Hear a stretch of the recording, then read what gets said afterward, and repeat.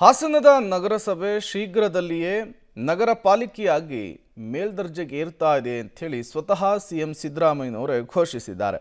ಆದರೆ ನಗರಸಭೆಯ ವ್ಯಾಪ್ತಿಯಲ್ಲಿ ನಿರ್ಮಾಣವಾಗಿರುವ 5 ಕೋಟಿ ರೂಪಾಯಿ ವೆಚ್ಚದ ಬೃಹತ್ ವಾಣಿಜ್ಯ ಮಳಿಗೆಯ ಸಂಕೀರ್ಣ ಕಾಮಗಾರಿ ಮುಗಿದು ವರ್ಷ ಕಳೆದರೂ ಇನ್ನೂ ಕೂಡ ಹಂಚಿಕೆಯಾಗದೇ ಇರೋದು ವಿವಾದಕ್ಕೆ ಎಡೆಮಾಡಿಕೊಟ್ಟಿದೆ.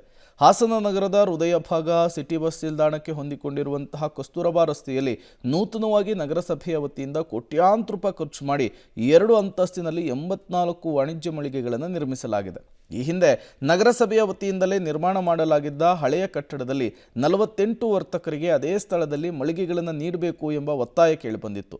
ಕೆಲವು ವರ್ತಕರು ಕೋರ್ಟ್ನ ಮೆಟ್ಟಿಲೇರಿದ್ದು ಕೋರ್ಟ್ ಸೂಚನೆಯಂತೆ ನೆಲಮಹಡಿಯಲ್ಲಿ ಒಟ್ಟು 27 ವರ್ತಕರಿಗೆ ಮಳಿಗೆ ನೀಡುವಂತೆ ಕೋರ್ಟ್ ಸೂಚನೆ ಕೊಟ್ಟಿತ್ತು. ಆದರೆ ಈಗ ನಗರಸಭೆ ಏನಿದೆ ಕೋರ್ಟ್ನ ಆದೇಶವನ್ನು ಪರಿಗಣಿಸ್ತಿಲ್ಲ. ಇದರ ಜೊತೆಗೆ ಹೊಸದಾಗಿ ನಿರ್ಮಿಸಿರುವಂತಹ ಮಳಿಗೆಗಳನ್ನು ಹರಾಜಿನ ನಿಯಮದಂತೆ 12 ವರ್ಷ ಕಾಲ ಬಾಡಿಗೆಗೆ ನೀಡೋದರ ಜೊತೆಗೆ ಹಳೆಯ ವರ್ತಕರನ್ನು ಕೂಡ ಪರಿಗಣಿಸಬೇಕು ಎಂಬುದು ವರ್ತಕರ ಒತ್ತಾಯವಾಗಿದೆ.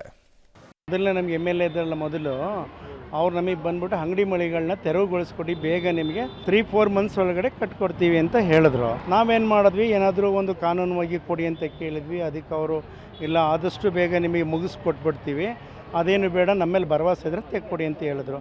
ನಮ್ಗಳಿಗೆ ಬೇರೆ ಕಡೆ ಇಡ್ಲಿಕ್ಕೂ ಅವಕಾಶ ಮಾಡಿಕೊಟ್ರು, ಅಂಗಡಿ ಮಳಿಗೆಗಳನ್ನ ಮಾಡಿಕೊಟ್ರು. ಅಲ್ಲಿಂದ 3 ವರ್ಷ ಆಗಿದೆ. ಅವರು ಬಂದರು, ಅದಾದ ನಂತರ 4-5 ತಿಂಗಳಾದ್ಮೇಲೆ ಅವರು ಎಲೆಕ್ಷನ್ನಲ್ಲಿ ಎಲೆಕ್ಟ್ ಆಗಲಿಲ್ಲ, ಅವ್ರು ಬರಲಿಲ್ಲ. ಶಾಸಕರು ಬಂದ್ರಲ್ಲ, ಅವ್ರ ಹತ್ರ ನಾವೆಲ್ಲ ಕೇಳಿದ್ವಿ, ನಾವು ಮಾಡಿಕೊಡ್ತೀವಿ, ಏನು ತೊಂದರೆ ಇಲ್ಲ ಬಿಟ್ಟು. ಈಗ ಹೊಸದಾಗಿ ನಿರ್ಮಾಣ ಆಗಿರೋ 84 ಮಳಿಗೆಗಳು ಅದು ಕಸ್ತೂರಿಬಾ ರಸ್ತೆಯಲ್ಲಿ, ಅದರಲ್ಲಿ 21 ಮಳಿಗೆಗಳನ್ನು ಈ ಹಿಂದೆ ವ್ಯಾಪಾರ ಮಾಡ್ಕೊಂಡು ಅಲ್ಲಿ ಜೀವನೋಪಾಯ ಮಾಡ್ತಿದ್ದವರಿಗೆ ಕೊಟ್ಟಿದ್ದೀವಿ. ಅದನ್ನು ಮೊದಲೇ ಅವರಿಗೆ ಕೊಡ್ತೀವಿ ಅಂತ ಆಶ್ವಾಸನೆ ಕೊಟ್ಟಿದ್ವು, ಅದರಂತೆ ಅವರಿಗೆ ಕೊಟ್ಟಿದ್ದೀವಿ. ಇನ್ನು ಅದರಲ್ಲಿ ಇನ್ನು 25 ಮಳಿಗೆಗಳು ಆ್ಯಕ್ಷನಲ್ಲೇ ಹೋದವು ಉಳಿಕೆ ಇದ್ದಿದ್ದರಲ್ಲಿ. ಅದನ್ನು ಈಗ DC ಅಪ್ರೂವಲ್ ಕಳಿಸಿದ್ದಾರೆ. ಅದಾದ ತಕ್ಷಣ ಆ್ಯಕ್ಷನ್ ಕೂಗಿರೋರಿಗೆ ಕೊಡ್ತಾರೆ. ಇನ್ನು ಏನು ಉಳಿಕೆ ಮಳಿಗೆಗಳಿದ್ದಾವೆ ಅದನ್ನು ಮತ್ತೆ ಆ್ಯಕ್ಷನ್ ಮಾಡೋಕ್ಕೆ ನಾವು DC ಅವರಿಗೆ ಕಳಿಸ್ಕೊಟ್ಟಿದ್ದಾರೆ ಕಮಿಷನರು.